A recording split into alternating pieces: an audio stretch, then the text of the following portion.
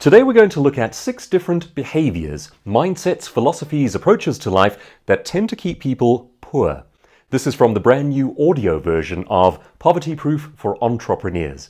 Folks, if you're enjoying these videos, please do like them, and if you feel that they could help someone, please do share them. These 6 people stay poor. 1. The person who offers no value. Doing nothing is not valuable to anyone. If you refuse to make, grow, add, learn, think, help, shape, or contribute in any way, then in an economic sense you stand still. You become valueless. As a human being, you may have intrinsic value, but economically, zero activity equals zero value, which equals zero wealth. Doing useful things is valuable. Educating yourself causes you to become more valuable. Working for a boss and thereby freeing up their time is offering value in the form of labor and trust. Creating products or services that make life better for others creates value. Being a homemaker, someone who supports their spouse and makes it possible for them to apply themselves in other ways, is also a form of value creation. Indeed, all through human history, a supportive spouse has been one of the most valuable things we have sought out. Friendship, support, guidance, and trust are all forms of value, and all enable us to build. Offering no value is a path to poverty. The universe doesn't require that everyone contribute at the level of a Mozart or a Musk. But it does require that everyone contribute, and that is why it continually confronts us with small tests. 2. The person who can't be trusted to pass the test. Now and then, the universe hands us a test of character. Then it withdraws, waits, and watches to see what we will do next. Can we be trusted? Are we fundamentally people of value? If so, we may graduate to the next level. If not, we stay where we are. Fail enough of these tests, and they tend to stop coming around. The same applies to nations. Default on enough payments, show corruption in enough dealings, and the world ceases to offer these opportunities. But repay investments with honesty and value, and the investments will keep coming. I am not the only business coach who believes that trust is at the foundation of all success. It is the essential building block of civilization, and also of good business. If you can be trusted, you can keep moving up in the world. If you can't, well, then you can't. Trust provides multinational corporations with their brand strength, equity, and continuity. And trust repaid also enables the poorest of the poor to graduate to the next level on the socio-economic rung. In the world of human value, trust is the unit of progress. Imagine this on the most rudimentary level. You're trying to feed a family, and you seek out an entry-level job. The only thing you can find is basic. A boss hires you to sweep his factory floor each night. The pay is minimal and the working conditions are hard. Yet there is pay, and this does represent a step up for you, albeit a small one. How do you repay this small degree of trust that was placed in you? Do a poor job, fail to turn up, or steal from the company, and you will lose even the small amount entrusted to you. It will not be offered again. However, repay that trust with excellence, exceeding expectations and doing more than you were asked, and you get to keep the job. You may even receive a small promotion, the right to be entrusted with just that bit more. That's an improvement. Repay that extra trust with further excellence, and you can be permitted to graduate again, perhaps with a larger promotion. That is the beginning of momentum, and it relies on passing tests. When the universe hands you a test, any test, it is important to try to see through the circumstances to the underlying principle. Sure, the boss is awful. The conditions are rough. The work is difficult and possibly boring. But it's not about these external factors. It's about you and your internal character, your human capital. It's a test. Can the universe trust you to pass it? If not, you close the door on all your wealth potential. If wealth is about value, and value is about human capital, then the cornerstone of this entire edifice is trust. If you can pass the trust test, and pass it every time, then you can keep moving on. You become the kind of person who is always eligible to graduate. As for the person who can't pass the trust test, my enduring bet is that regardless of what they try, and at what level they try it, they are bound to remain poor. 3. The person who believes that government will provide the value. You're going to rely on the Spanish king to go and get the gold? Really? Or worse, you're going to rely on a Marxist, socialist government system to confiscate wealth from your fellow compatriots, then redistribute it to you. Do you know what happens when they do? The people who know how to generate wealth simply leave. The whole country becomes poorer. This Be Kind to the Poor experiment has been tried in over 30 nations. Every time, it has led to catastrophic poverty and often to mass starvation. It also typically gives rise to dictatorships because it is premised on a strong central government with far-reaching powers doing a great deal of taking. This system in no way generates value. Its fatal flaw is that it destroys the conditions necessary for that generation. The reason it doesn't work is because getting gold doesn't teach anyone how to develop human capital. You get the gold, you spend it, it is gone. Then no more gold comes in, and families starve. It isn't even a short-term solution. The very people who get the redistributed wealth invariably end up poorer after the experiment. The closest example of this to where I live in South Africa would be the millions of Zimbabweans who are now among the poorest people on earth after decades under the Marxist-Leninist leader Robert Mugabe. Their country used to be known as the breadbasket of Africa, back when its emphasis was on generation, not distribution. Meanwhile, in other countries, people in high-trust cultures are learning how to generate wealth. These people will grow continually richer.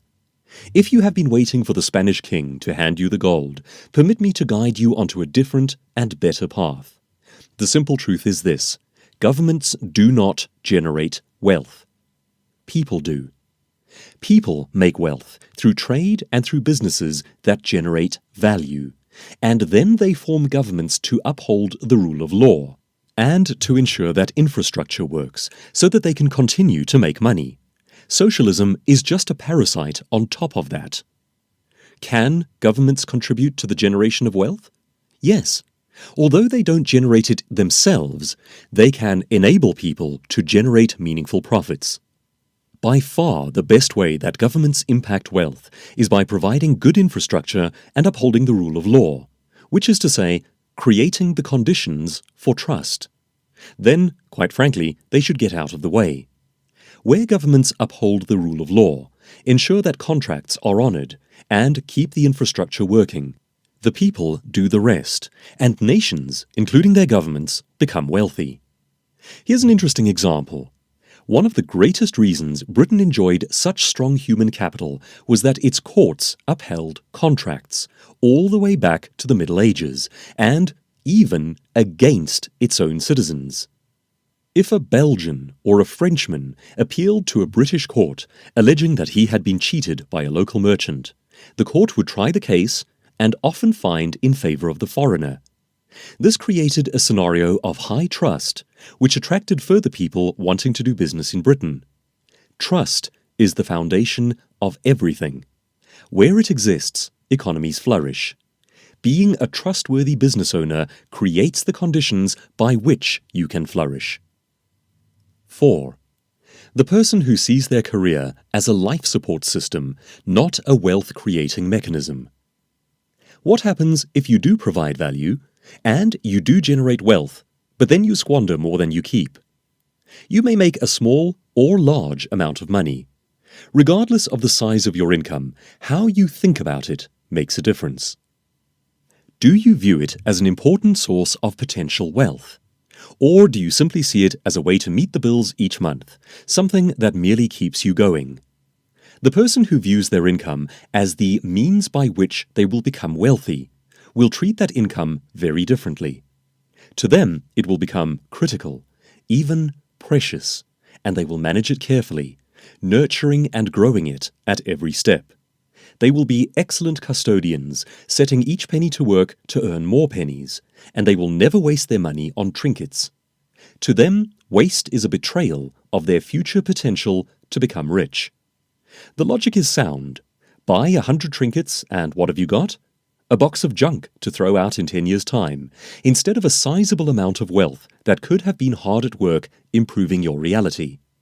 By contrast, the person who merely sees income as a support system for their lifestyle is unlikely to ever become wealthy on the simple grounds that they are not planning to. This switch in beliefs dramatically affects behavior. Load the former in your mind, and every incoming cent will become part of your bigger plan. You will properly value it, conserve it, and grow it. Even a person working a humble job who nevertheless sees their income as their path to wealth can outstrip a higher earner who fails to value their income and thus doesn't use it strategically. 5. The person who believes that soft skills aren't for them. I see this problem repeatedly. The individual who asserts that volunteering to speak or to lead is not for them, and then they wonder why others are promoted ahead of them. Or the entrepreneur who doesn't believe in selling, or who doesn't want to do any marketing or interacting with customers because that seems like shameless bragging. Surely the work should just speak for itself. This dynamic typically plagues the technically minded person who wants to be left alone to do what they are good at. That is all very well, but then you don't have a business. You have a skill, and you are capable of doing a job. That means you need a boss who can turn it into a business. By contrast, becoming your own boss, and therefore becoming wealthy, entails a certain amount of soft skills: speaking to and teaching people, creating networks, appearing in public, talking to your customers, getting your message out, all the messy things that people like accountants and engineers tend to avoid. Please don't let that mindset become a poverty trap for you. Most of these things are not as difficult as they seem. You will still get to do the thing you love, but because you choose to incorporate some business-generating soft skills, you will get to do these things at a higher level and for greater total wealth. That is a good deal. And don't panic regarding which of these things you will need to do. I will point them out to you. When you see them broken down into steps, you will likely realize that they are actually not that bad. Bear with me. My goal is to make this easier for you, not harder. But we must at least begin by admitting what is necessary. 6. And finally, the entrepreneur who sets out without a map of the traps. Statistically, 9 out of 10 entrepreneurs fail within the first 2 years. In most cases, the reasons for these failures are simple and perfectly preventable. These aspiring business owners fall into very basic traps. They focus on the wrong aspect of their business and neglect the things that are important. They fail to reach or persuade the right market. They don't delight key customers sufficiently to get them to come back for more, or they simply don't know enough about how to lead a team of people. Finally, and most commonly, they don't manage their cash flow. And for this reason, servicing large deals actually breaks their business rather than enriches it. We will talk more about that. Generally, it's a combination of 2 or more of these issues. That is all rather bleak, but it's important to know this so that you don't fall into these traps yourself.